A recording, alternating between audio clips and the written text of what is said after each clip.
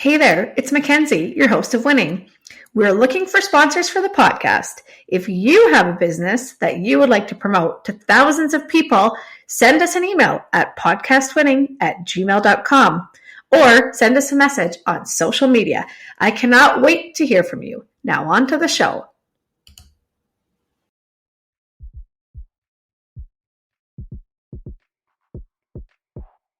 Winning is your guide to making it in business. Join our award-winning host and entrepreneur, Mackenzie Kilshaw, and special guests in casual conversations that will educate and inspire you on your business journey. Winning will help you learn the hard lessons the easy way with guidance from celebrated entrepreneurs and business leaders. It's fun. It's informative. It's winning. Hello, I am Mackenzie Kilshaw, the host of Winning. And today's guest, I'm super excited to have him on, is Brad Siroski. Hi, Brad. Hello. How are you today? I am doing great, thanks. Good. So I've known Brad like literally my entire life. My older siblings are around his age, and his sister was one of my best friends. So I feel like I've known Brad for a long time, but I feel like when you're kids, it's a different knowing than when you're adults. And Brad has a really great story of triumph. I don't even know what another word to talk about your life is, but Brad does a lot of talking to, he started with high schools, I think, if that's correct. That is correct. Yeah, but just his story is so influential. So he began speaking, educating, and breaking the stigma around mental health and substance abuse. He overcame his own battles, and you're going to talk a lot about that. But you quickly realized that your most powerful tool was your voice and speaking to people. So he overcame hurdles, addictions. He overcame cancer, which I'm sure you'll talk about that a little bit. But he's super engaging. He is straightforward and funny, and I can tell you that because I know him. But he's now got his mental health and addictions diploma. He's got his own private practice. And super cool, he received the Safety Centered Leadership Award in 2020. So I want you to talk about that a little bit too. But thanks, Brad, for being on. I think the first thing that we'll start with is just let the listeners know, who are you, and tell us your story. Where did you start and how did you get to where you are? Well, as you mentioned, my name is Brad Siroski, and the reason Mackenzie knows me is because I grew up in the same town as her, Kenniston.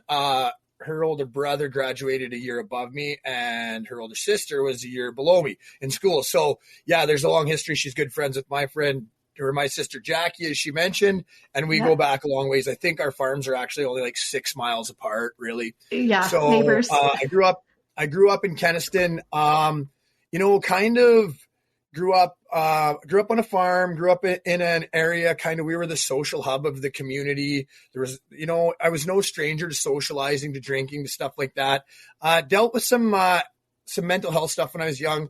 I had a real serious anxiety disorder that I didn't really put a finger on until I was much older.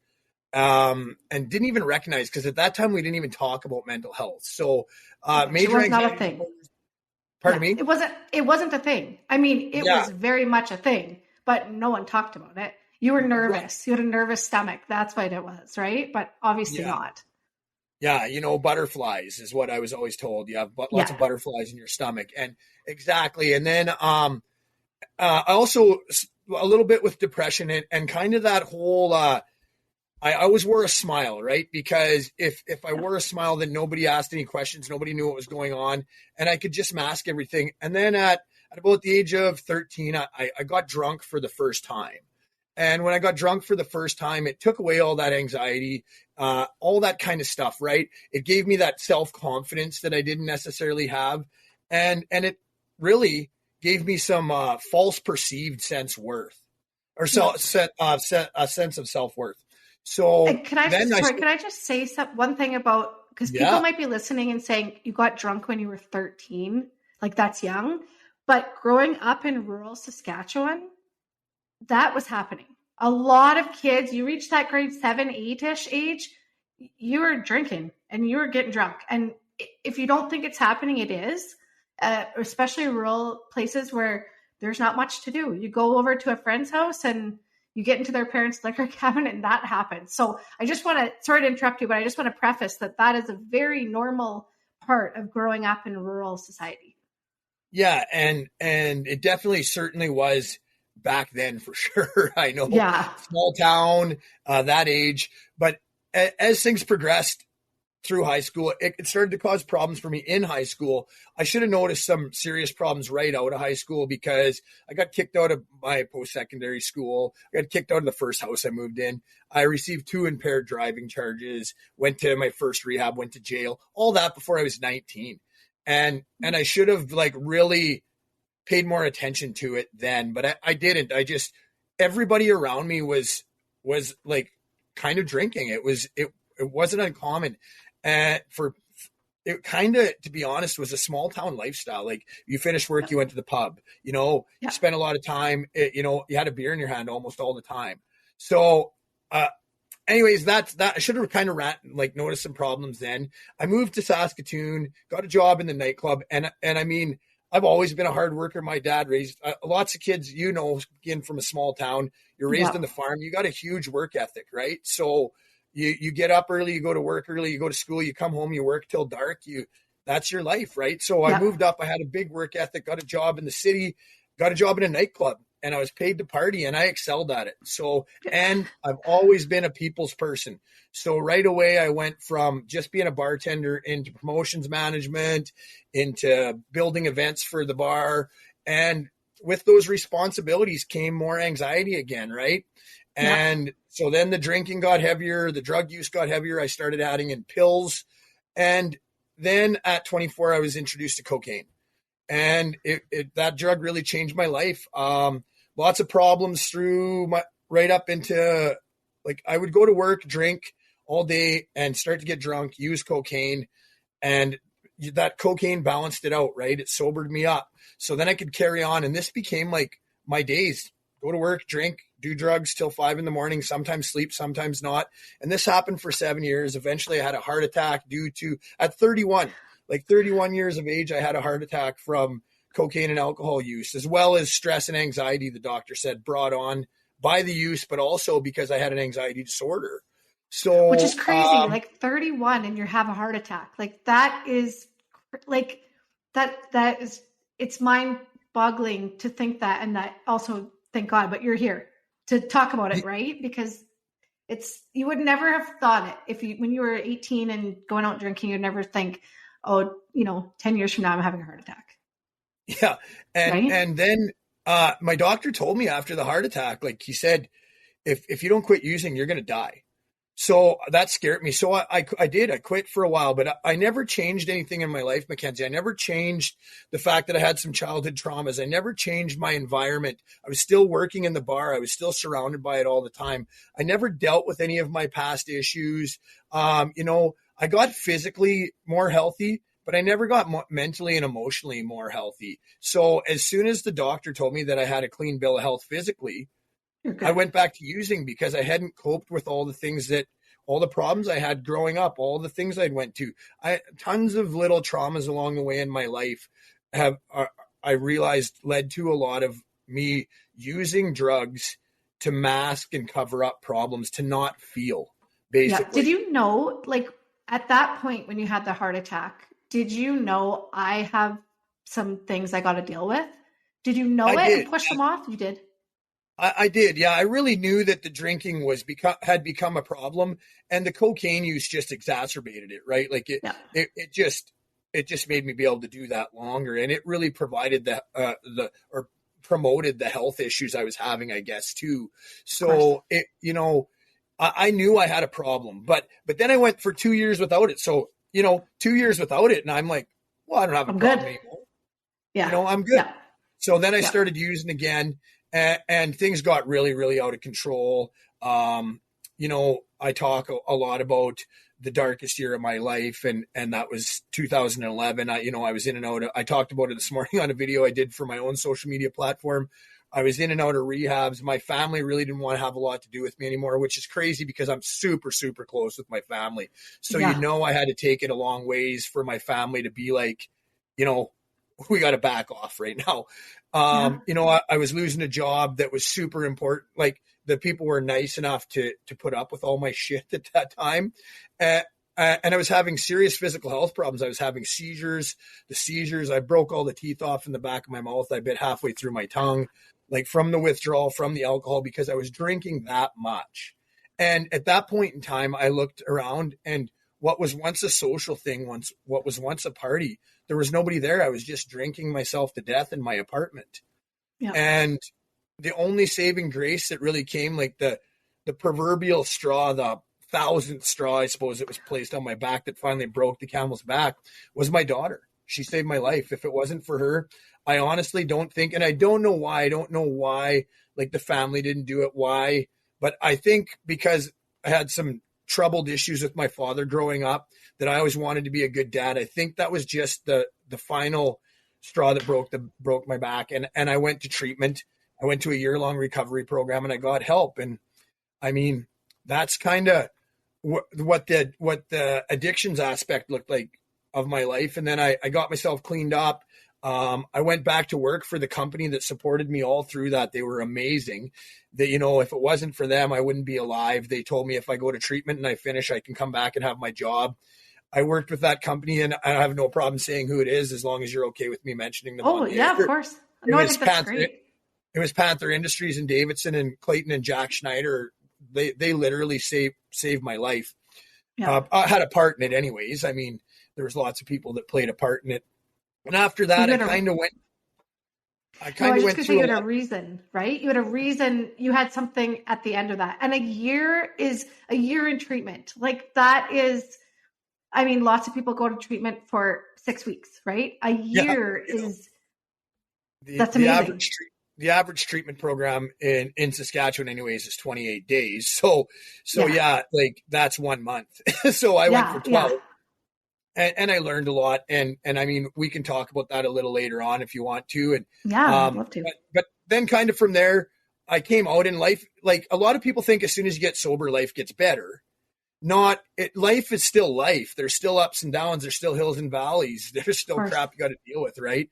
And after being sober for about 4 years, I got diagnosed with cancer. And, you know, all the stuff I'd picked up, the counseling, the supports, my spirituality and all that stuff led me to believe that my higher power hadn't brought me through 22 years of addictions to wipe me out with cancer. So, exactly. You know, I kept a positive attitude, went through the surgery. The surgery was successful basically immediately.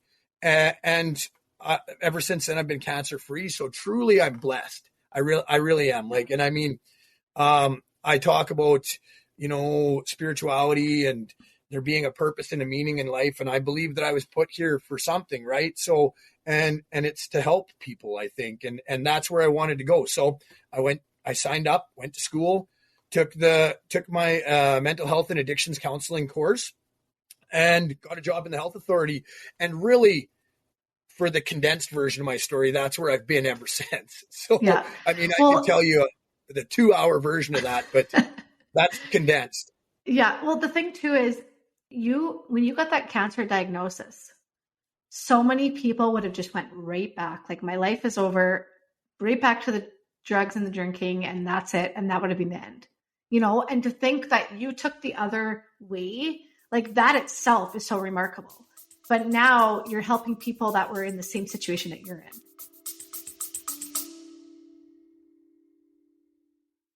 A huge thank you to our sponsor, Just For You Day Spa and Wellness.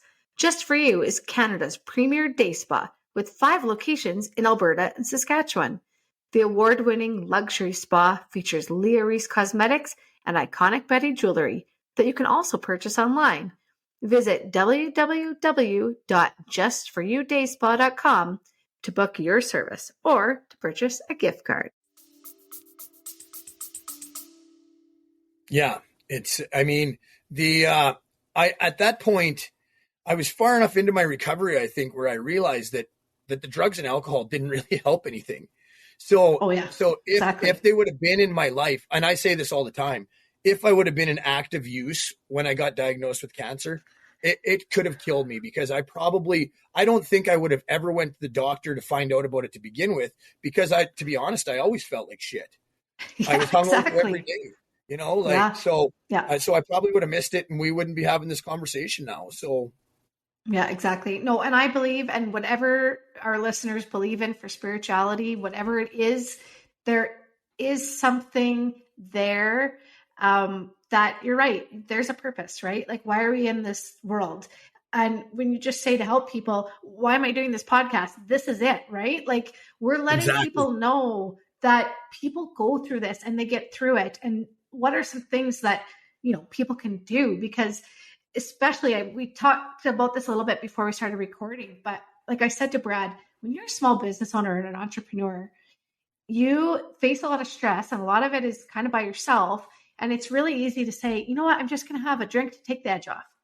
And then that drink turns into many drinks, and it turns into drinking every day. And all of a sudden, one day, you're in a bad place, right? And I can see how it's really easy for people to get there. And so I just Yes. appreciate you being on, and we're fighting the stigma, right? Like, you can get through this and you don't have to have that scarlet letter on you, right? It's not like it used to be. We're all facing the same issues and the mental health stress. And I'm sure COVID did not help with that. Like, I'm sure you saw it, that it got much worse for people. So let's help them out. Yeah, absolutely. I mean, COVID for sure. Mental health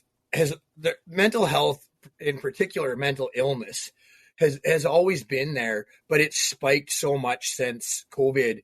And I've been talking to so many people, and so many people have been reaching out, and that's why I decided to start my small business. That's why I decided to go to small communities and talk to them, figure out how to promote, not just promote positive mental health in communities, but how to teach people in the community to share the information that I'm giving to them with other people in the community. So once I come through town and provide you with the workshops, the events, whatever it may be, you can take what I've shared with you and now pass that on to your friends, your family, your kids, the whole community, right? So it becomes a community building event around mental health. And I thought about what I wanted to do forever. And this was it. This is what I want to do.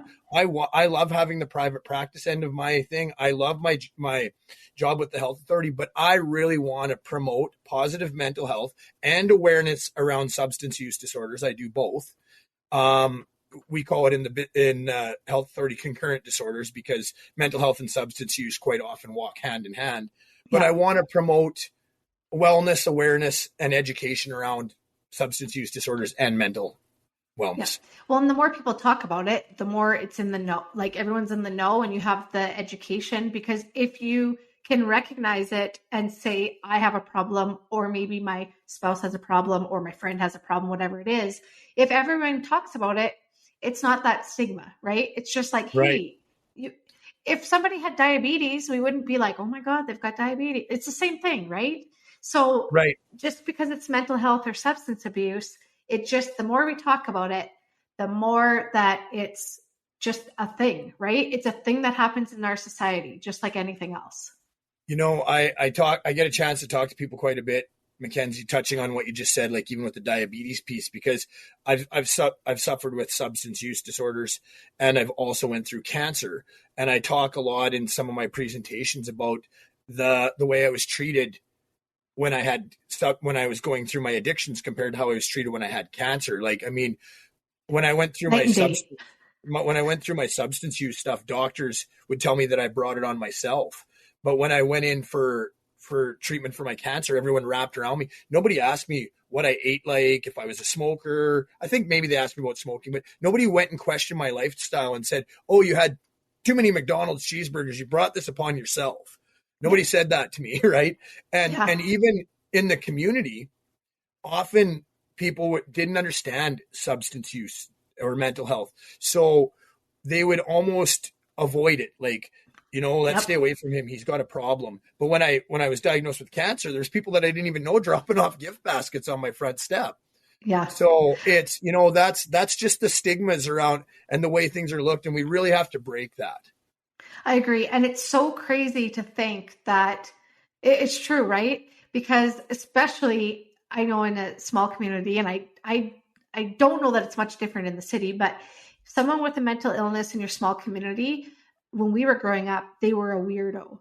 or don't talk to that guy, there's something wrong with them.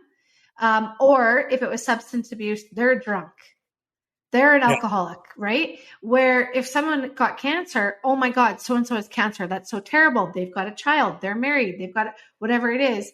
And the person that has the mental illness or the substance abuse problem needs the same amount of help as the person with cancer. Right. Right. And exactly. That's the problem, because we look at it as, you're right, like they're the problem, not that they have an illness or right. It's just that it's their issue. For sure. Yeah. 100%. So, go ahead. Oh, no, you go ahead, finish. No, I was just thinking that, like, often what people don't understand about mental health and substance use often is that I didn't aspire to be an addict. You know, when I was 16 years old, if you asked me what I wanted to be, I didn't say I wanted to be a junkie or an addict or whatever the slang terms were back then. I wanted to be a musician for a while. I wanted to be, I actually wanted to be a radio host personality. That was going to be my initial choice when I got out of school. I had a lot of different ideas on where I wanted to go in my life, but none of them were addictions. But due to some of the stuff I went through, often the same with mental health, you talk about surroundings, you talk about trauma, you talk about all these different in your brain chemistry. Sometimes it's inherited. You get all of these things and they affect people, just like certain things in your life can cause you to have cancer or diabetes. Certain things in your life can cause you to have mental health issues or addictions. And we need to start paying attention to that and not going, okay, well, this is better or this is worse. Let's just treat all of it. Yeah, exactly. You know, what's kind of interesting. I recorded another episode with someone. We were talking about marketing, and it resonates because we're talking about difficult customers. So, and if you have a difficult customer, how they're probably not mad. Like when I had my store, they're probably not mad that I won't let them return the jeans. They're probably mad because they got in shit at work or had a fight with their husband, and I'm the unlucky person. It's the same for mental health and substance abuse. They're not a drunk because they really like drinking. They're not, right? Like that's the crutch. I don't know what you would call it, or the byproduct, right, of what they're actually dealing with. It's the same thing, right? They're dealing with trauma, or they're dealing with something, mental health, whatever it is. And that's the after effect, maybe. Right. 100%. Right? Yeah. And so I think we all have to really have that, as a person who doesn't suffer with mental health or substance abuse, but have empathy for people, right? And just realizing that they're not drinking because they want to drink, and they can't just not drink. It's not like just don't have a drink. It's not how it works. And realizing there's other things going on. Yeah, for a while there, like I remember somebody saying, and actually I can't remember who it was, to be honest, but somebody said to me, like, why don't you just stop? And for me, and because after a while too, the thing that's scary about the substance use piece of it is that after a while there's certain substances like alcohol and some benzodiazepines that you can die coming off of. So when somebody said to me, I was drinking so much, when somebody said, just stop, it was almost similar to saying, just stop breathing.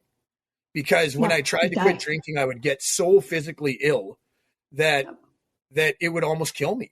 Like I said, I mentioned seizures. I mentioned like breaking all the teeth off, biting through my tongue. Like it was a terrible time for me. So I think the education, both around mental health and around addictions, it's key for people, because really, if you haven't lived through it, with it, or know somebody who's been through it, lots of times you just don't know. Yeah, exactly. And then you don't know how to deal with it. You revert to, like I said, when we were kids, and that person is just a drunk or whatever it is, right? The stereotypes, the stigmas, right? Yeah, exactly. Okay, Brad, question for you.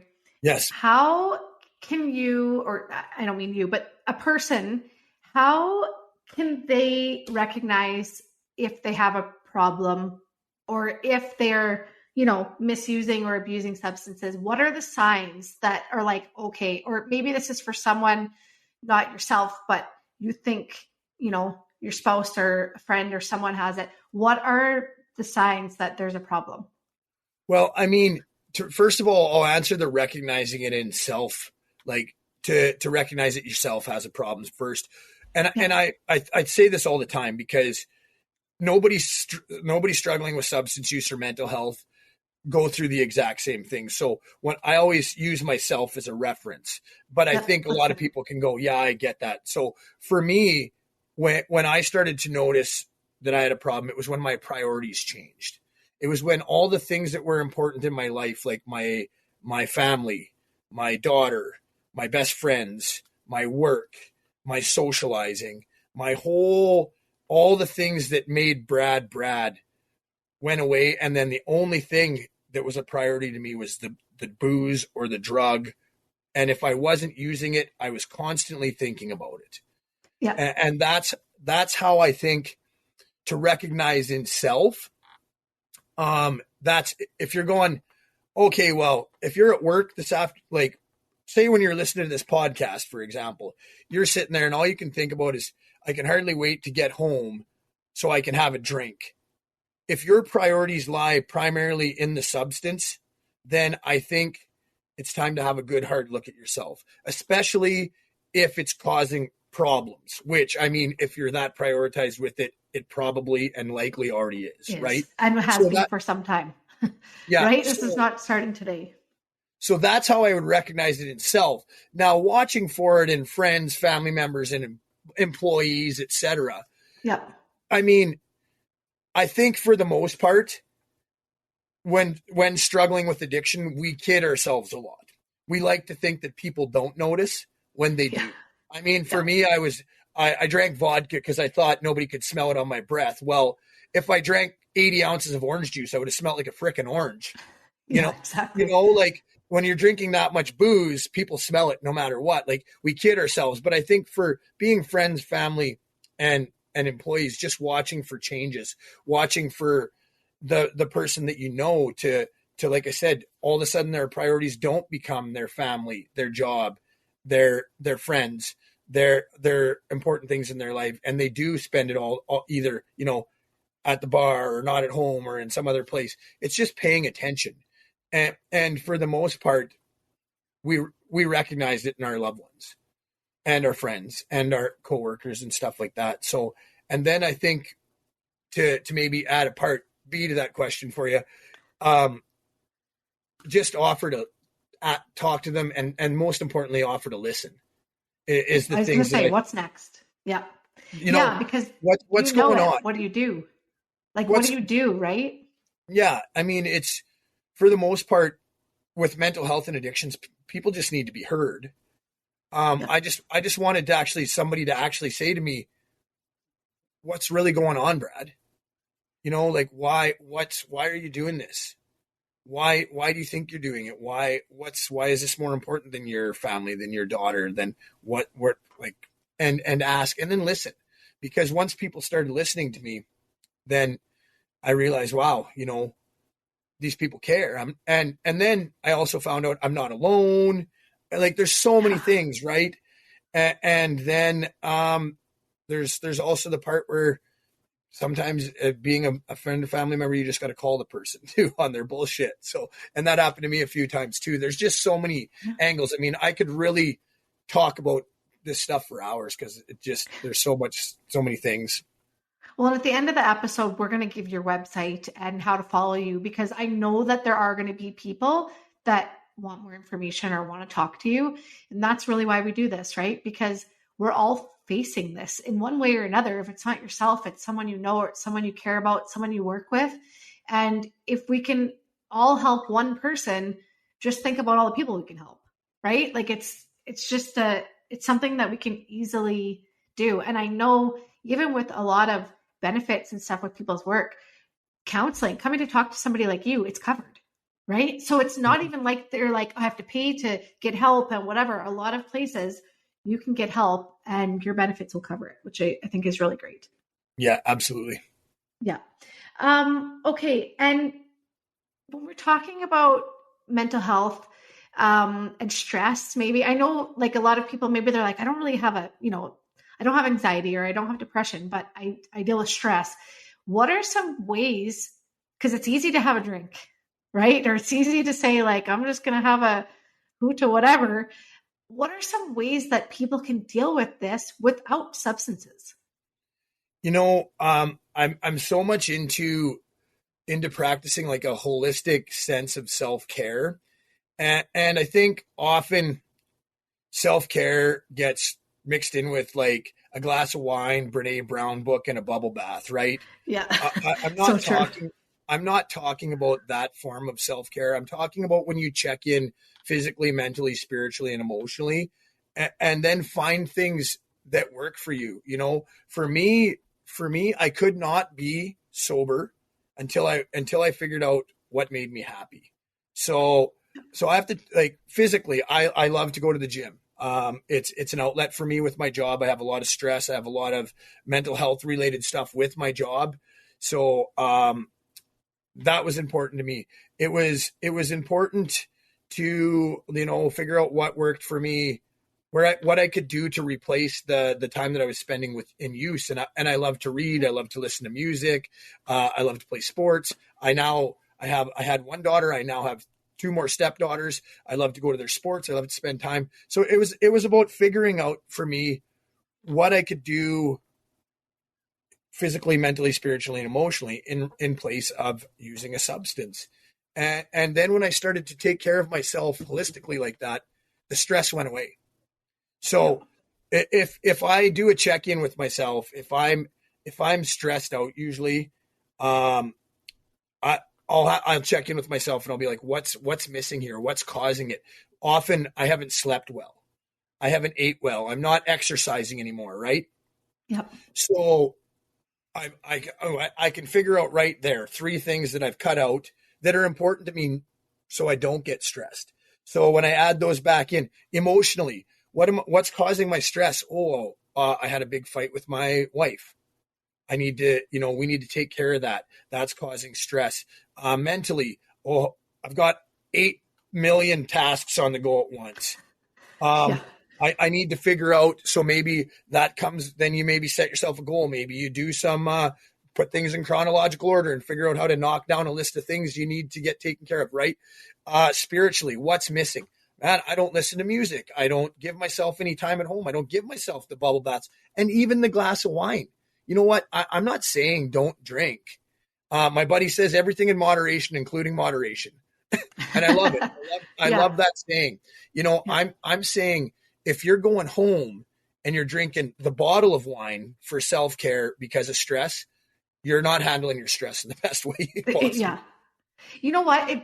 I have to be honest with you. It really ticks me off in our society right now because there's so much that goes around memes and shirts and whatever, like, haha, drank the whole bottle and stuff like that. And it ticks me off. And I actually will say it pisses me off because why are we promoting that? I mean, it's okay to, like you say, moderation. It's okay to have that drink. It's okay to go to an event and have a few drinks, but it's because when it becomes the problem, when it's multiple drinks, the whole bottle, right? And I really wish our society putting a statement out there to all the manufacturers, stop putting those ha-has, I drank the whole bottle, because it's not helping us, right? Definitely not helping us. It certainly isn't it. And I just talked about that last week too, where I said, like, next to tobacco, alcohol is the biggest, kills more people than any other drug in the world. And it's advertised, it's socially acceptable. And it's, there's like so many jokes about it. I said this, would people be okay? Because you see a Coors Light commercial, right? And there's a handful of really, really scantily clad, good-looking people dancing around a pool drinking Coors Light. Now, if I made a crystal meth commercial like that, where there was a skinny woman in a bikini and she was jumping up and down all frantic with, 6 other males in tanned and scantily clad, jumping up and down all frantic, that would not be okay. Society would call for I'd be canceled. Yeah. But you'd be canceled. has been socially acceptable because it's legal, because of all that for so long, that it's okay. And alcohol, due to car accidents, due to substance use, or due to domestic violence, due to abuse, whether it's physical, sexual, 85% of people who commit date rape are intoxicated. Yeah. So, I'm not saying all this stuff to demonize alcohol. I'm just saying I agree totally with what you said about the whole, we don't need to make jokes about, I'm going to go home and drink the whole bottle. And also because there's people that are going home and drinking whole bottles, and it's causing them a lot of problems. Exactly. So other people's misfortune shouldn't be your comedy. Well, and all the things that you just touched on right there, when you had that list of all the things, those all come right back to the mental health and the substance. Like it's a circle, right? Yeah, absolutely. It all just comes right back. I think I love the suggestions that you gave, to not have to be like, oh, I'm going to drink for stress, I'm going to go to the gym or whatever. And something that I always tell people is, when, especially if you are an entrepreneur, you and I are both entrepreneurs, small business owners, it's to schedule that time, right? Yeah. It's to put that gym. Okay, I'm going to the gym from 7 to 8 in the morning, and you're unavailable and you go, and that's your time, right? You make it a priority, because you need that to be able to perform. You need that to be able to not think about drinking the bottle of wine, right? 100%. And I just had a conversation with another guy about, I thought this was super interesting too, is because I read all this stuff because I'm, as a starting out business owner and an entrepreneur and all that stuff, I want to know all, like, what do I got to do? How much time should I be putting in? And I read all this stuff, like, you're not going to be successful unless you're putting in 16 hours a day, and you put in 16 hours a day at your job. If you want to make, okay, you know what? I don't agree with that. First of all, I call bullshit. But if you're going to put in 16 hours a day, that's fine. But have some balance in there. Maybe 8 or 9 of that is work. And then maybe 2 is family. And then maybe 2 is gym. And then maybe the other 2 are building, maybe it's reading. Maybe that's how you decompress. Maybe it's that bubble bath and that glass of wine. But that has to become part of your success strategy in my mind. You cannot neglect family and neglect self. I don't think personally, and people will prove me wrong, I'm sure they will, but I don't think you can do that, nor should you do that to become successful. I agree. I always say, if you're not at your top performance, you're not good for anything. Right. If you're working 16 hours a day just at your job, let's say you're just literally, and listen, I was guilty of working a lot when I first started my business, because you think you have to, because people tell you have to. No, It's not true. Because if you're working 16 hours a day and you're not eating well and you're not exercising and you don't see your family or your kids, you don't have a friend left because they're all stopped inviting you because you never said yes, you are not able to give your full self at your business. And then guess what? Your business suffers. So those 16 hours might be the same as 4 or 5 hours, right? It's people that say that, no. Because you're not holistically well, right? You're not physically, mentally. All those things you talked about come from all those different quadrants. And that's where that's how you stay balanced, in my mind, is making sure that you're good in all those areas. So you can't be emotionally well when you're completely disconnected from all your friends and family. You can't be mentally well when you're strung out and never sleep because you work 16 hours a day, and then the rest of the time you lay awake thinking about what you need to get done. The magic hour, 4 a.m. was what I called my magic hour, because I could just lay out and go right to sleep, and 4 a.m. ding, I'd be wide awake thinking about all the stuff that I had to do, or worrying, which my dad always says worrying doesn't bring you anything but worry. Like, it's useless, right? Yeah. It's useless. So if you're not at your peak physical, mental, emotional, spiritual, everything, if those are not all in alignment, you're suffering, and therefore your business will suffer. And people, if they say I'm wrong, I will argue with you till the death of that, because just working so many hours does not make you productive. That just makes you work so many hours, right? Amen to And I'm that. not saying, listen, I'm not, people listening here, I'm not saying if you're working 16 hours a day right now that you're not productive. So don't send me an email saying No, that, yes, please, I am. Please keep please that to don't yourself. misquote. Exactly. But I mean, it is a balance. And some days, you know what, your work is going to take over more than your family life. And some days it's Sure. going to be opposite, right? Absolutely. And Like the last 2 weeks, just the way things lined up, our daughters have been gone for most of the time.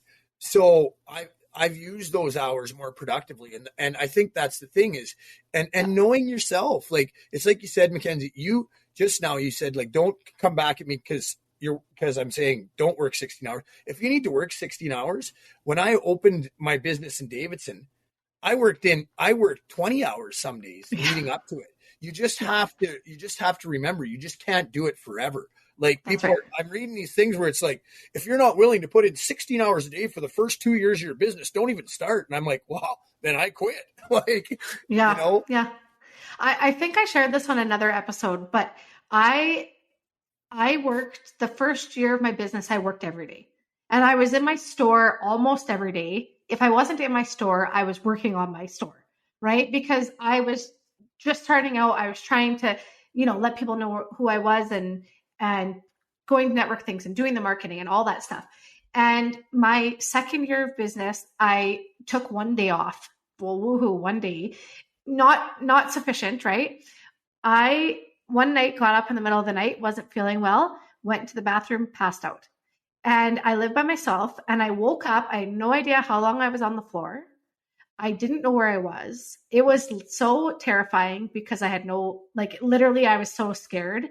And because I was so out of it, I went back to bed and didn't think about it. And the next morning, my dad phoned me and I remember being like, I felt like I was in a coma and the phone ringing and I answered. And I think it was a Sunday morning. And my dad said, were you sleeping? And I said, yeah. He's like, it's 11 o'clock. I'm like, I think I passed out in the night.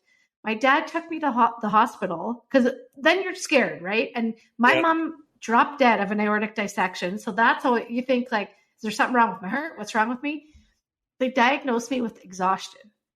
And I actually thought that was a made up thing that people, like celebrities, said, oh, I had exhaustion, I can't do something. I thought it was bullcrap. And the doctor said to me, you have to quit this life. Like, you're going to kill yourself. You're 30 years old and you're passing out and so that was my point of, I can't live this life anymore. I can't do this long term. I need to figure out some balance in some ways so I don't ever get to this point again. I was in bed for like 5 days. I physically couldn't get out of bed. It was scary. And there wasn't, I guess I was sick, but like, I wasn't sick. I didn't have an illness. It was just 2 years accumulated on me and broke me. And that's my lesson to people is you can't live that life. And like you said, you were living that life for 7 years, drinking and doing drugs. Like, you cannot live that life long term. It will kill you. Absolutely. Yeah. That's my little story of the day there. But so, okay. So if you recognize you have a problem or you have a mental health, there's something you're like, okay, I know that I need to deal with this. What do you do? Like, where do you go for help? What do you do? So here's the thing about that is there's in Saskatoon specifically, their mental health and addiction services is basically your center hub for all that stuff. And it's free. Okay. So the number you want to call, and I'll give it to everybody right now, is 655-7777. That's centralized intake. And what they are is they're like the hub for mental health and addictions, right? So they're going to guide you in the direction you need to go. Where you need to go. Okay, So, we have lots of listeners from around the world. So if you're not in Saskatoon or Saskatchewan, just for everybody else, your local health authority will have something very similar to this. Right? It is everywhere. It is. Like, just to give you an example, I wasn't sure how things worked in Alberta, and I wasn't sure how things worked in Toronto, and I even called Chicago. And they have very similar things. The States is a little different because they have lots of privatized stuff down there. Right. But Google, right? Like Google it, yes. you'll find it in your local area. Google that as well as if you look. And here's the thing, and some people who are struggling with mental health may not have the capacity to look themselves. Reach out to someone, send me an email. We'll drop my webpage at the end, and you can send me an email, and I can try and help you navigate this. But if you are capable and if you are willing, you should look. And here's the thing with addictions, I find a lot that to hold people accountable. If they want the help, make them do the work. Remember, and I can say this because I was there. I got myself into that shit. Nobody else, like, there's a lot of things that caused me a lot of stress, a lot of trauma, a lot of that stuff, but nobody forced the booze and the drugs into me. I did that. So then you have to take accountability for yourself, and now you have to find your own way out. Now, that being said, you can run into a lot of doors that close in your face. Yeah. And I didn't even know where to start looking. So like I said, if you don't know where to start looking, hit Google, send me a message, reach out, but look into stuff like mental health groups, addictions groups. Be specific. If your thing is anxiety, if your thing is depression, PTSD, they have specific groups. And often you can pull them up for your area and you'll find a poster, you'll find this, it'll have a number on it. Be resourceful. I mean, if you need, right? Like if you know your friends having issues, help them. Right. And like I said, if you are really stuck and you have no idea what to do, go to www.bradsiroski.com and reach out to me, and I'll be like, hey, where are you? I'll try and help you navigate through this. I honestly would have no problem making one phone call to find out in Bangladesh where the mental health or addiction support is to help somebody that needs it, if they're reaching out to me. Because if they're reaching out to me, they're serious and they want the help, and I'm going to help somebody that wants help. And it's true. I mean, I haven't looked at my listeners today, but there's literally people around the world listening, and this is a problem around the world. This is not something just in our society. It's everywhere, and everywhere is going to be help. And the good thing is now we have the internet. The help you find might not be in your exact community, but you can find it. You can reach out to Brad. Brad can help. Like there are so many ways, right? And I'm going to tell you something, Mackenzie. If I can pick one positive thing that came out of COVID, is it started a lot of online support for everyone. Yeah. So now when you look, you can find online groups that pretty much are accessible 24 hours a day. Yeah. And you can go on. There's a page that I think you know Darren Anderson very well. He helped him and the Love My Mind initiative started, and myself included, worked into this We Connect page. You can reach out on there for support. That's on Facebook. So I think it's We Connect SK if you're looking from somewhere else. I mean, like I said, there's tons of support if you look, and if you're really, really stuck, I will help people for sure. Yeah, that's awesome. That's awesome. Well, I have one last question before we kind of do our wrap up, but sure. So how do you get over the stigma of having a mental health issue or being an addict? I mean, you've lived through it, but you don't want to be the druggie or the drunk forever if you've gotten past that. So how do you get over that? Really, I think like education is the key to breaking stigmas and stereotypes. I mean, if you've listened to the program today and you still think ill of me or anything like that, then I think the problem is with you, not me. Right? Agreed. Like I'm here to help people. I'm here to help people. I'm here to support people. I wear my addiction on my sleeve. I wear my mental health issues. I talk about them because if we don't talk about them, then you feel alone and you feel like you're the only person dealing with it. So in order to break stigmas, we need to educate people. We need to talk about it. We need to not live in the frickin' ice ages anymore and think that people don't struggle with mental health and addictions. I would be hard pressed to say that I could find very many people in this society that aren't addicted to something. Like if we go back to your story where you talked about working for 2 years, I would call that a work addiction. Oh yeah, I was a workaholic. Yep. Yeah. So alcoholic, workaholic. And here's the other thing about that is some of the smartest people I've ever met, I've met in treatment programs. Yeah. Some of the hardest working people I've ever met are addicts. It's not easy finding drugs and living off that. I'm not saying that that's the best way to use your resources by any stretch of the imagination. But also, we live in a society, and as entrepreneurs, we have to know this, that successes are built upon years and years of failures, or maybe not even necessarily failures might not be the right word, but maybe failed attempts or mistakes. Yeah. And I don't live by my past mistakes. I live by my successes. And I'm a product of 10 years of recovery. I consider myself a work in progress. I try to get just a little bit better every day. And I'm going to continue to make mistakes so that I can be the best successful person that I can be. Well, and the thing is, if you don't ever try something, you'll never succeed. And guess what? Right. You tried 10 things. Half of them are going to fail, and that's okay. That is part of being a business owner. And I mean, as long as the person, in my mind, recovery is just like that. As long as you're making an effort, and some people aren't even at that point yet. They haven't even recognized that yet. But I guess it goes back to the education and the, like, stop judging a book by its cover. Like we're living in 2023 here. Like the stigmas and stereotypes need to go out the window. Like I agree. We need to be one society that's not so judgmental.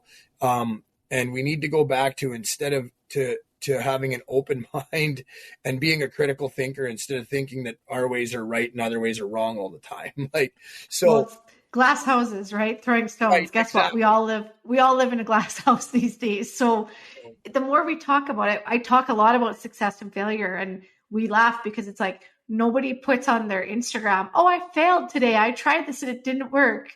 Like, boo-hoo. No, you put all the good stuff. That's why there's filters. Everybody wants to show the world their best stuff, right? But guess what? Behind that is a whole bunch of stuff that didn't work out. And it's okay. You learn from it, you move on. I heard a person tell me one time when he was talking about how you should treat people and talk about them, that you should never talk about a person, or always never say anything about a person unless you would say that if they were standing right beside you. And I think we need to start looking at addiction a little bit more like that. Like, what if that was your loved one? What if that was, put yourself in that person's shoes, have some empathy. And that's the big thing for me. Educate yourself, be empathetic, learn about this stuff, listen to people. Like lots of those people were very successful business owners too. I know people that are struggling with addictions that had super successful businesses, but due to traumas they had in their life, used alcohol or drugs to numb themselves and have now found themselves in a different place. What if it was you? Exactly. Yeah. No, that's great advice, because the thing is, you never know what someone's going through until you walk in their shoes. And there's so many, and I know you're friends with Jess Tatu. She was on our last episode. We're recording this. She was probably on 7 episodes ago now, but listen to Jess's story. I knew Jess from when we were like 10 years old. I never knew all the stuff she went through as a kid until we were adults. No clue. I had no clue. And you don't know that until you know, right? So just take that. The person that's mad at you at your business because you won't give them a refund, or they thought your service was crap, or whatever it is, they're probably not actually mad at that. They're probably mad at something else that's going on in their life, and you're the outlet, right? And so it goes all walks of life. That's how it presents itself. So just take that empathetic approach to people and know that all people go through things. And if it's happening in your life, it's the worst thing for you right now, right? And just know that people are dealing with shit. I'm going to have to put the explicit thing on here in today's episode. But I think I said that about 3 times. But I mean, we just have to know that everyone is dealing with issues. And we all have our own issues. But have some compassion And, like you say, reach out to your friend, call them. If it's your employee, say, hey, like, let's have a chat. What's on your mind? Maybe it's your employer, right? One of my bosses said to me one time, I don't know a lot about generalized anxiety disorder, but I'm willing to learn. And I felt heard. And that's what most people want, is to just feel heard and supported. Yeah, I love that. And I feel like I always ask what important lessons you can share. I feel like that was a really important one right there that we just touched on. Okay, Brad, closing out here, please give us your website again. I'm going to take Brad, on our social media posts, so you can follow him on social media, because I know if you send him a DM or if you follow him on Facebook, but your website for sure, because then they can get everywhere. So it's www.bradsiroski, which is SIROSKI.com. So www.bradsiroski.com. It will take you directly to a web page where it talks about what I do now. It talks about my private practice. It talks about all my public speaking in the communities. It talks about the upcoming events that I have going on. And it also has a place where you can message me right on there. So you can get on there and you can, ask me a question, inquire about a speaking event, inquire about counseling, any of that stuff. Or if you just want to chat. Yeah, I love that, because it all starts with talking, right? Talking, that's educating, right. Sharing the word, getting it in your community, and knowing that it's a mental health or substance abuse. It's an illness, right? It's the same as if somebody had cancer, like you said, reaching out to them. So do the same. If you're struggling yourself, reach out. If you know someone that is, help them. And let's just get over the stigma and just make our world and all of our people in it better. That's our goal. Thank you, Brad. I really appreciate you being on. I feel like we're 55 minutes. We could have talked for 3 hours.